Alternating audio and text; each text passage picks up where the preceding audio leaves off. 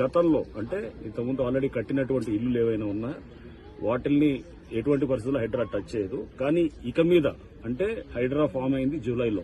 ఆ తర్వాత గనక ఏమైనా స్ట్రక్చర్స్ వస్తుంటే గనక వాటిల్ని ఖచ్చితంగా వాటిల్ని డిమాలిష్ చేయడం జరుగుతుంది. చెరువు ఎఫ్టీఎల్లోకి వచ్చి కడుతున్నటువంటివి కానీ ఇప్పుడు ఏదైతే గనక ఆల్రెడీ పర్మిషన్ లేకుండా ఉన్న వాటి గతంలో పర్మిషన్ తీసుకుని ఏమన్నా పాత డేట్స్ తోటి కడుతుంటే గనక ఓకే, దట్ ఈస్ యాక్సెప్టెడ్. కానీ బట్ ఇప్పుడు పర్మిషన్ లేకుండా వచ్చేటువంటి ఇక్కడ పర్మిషన్స్ కూడా ఇక మీద అంటే హైడ్రా ఫార్మేషన్ తర్వాత వచ్చే పర్మిషన్స్ కూడా అది వస్తే కూడా దాని మీద కూడా మేము చెక్ చేస్తాం. అటువంటి పర్మిషన్స్ కూడా న్యాచురల్ గా ప్రభుత్వం కూడా స్పష్టం చేసింది. పాత పర్మిషన్స్ ఉన్న వాటిని ఆనర్ చేస్తాం, కానీ కొత్తగా పర్మిషన్స్ ఎక్కడ కూడా అది యాక్సెప్ట్ చేయమని చెప్పేసి.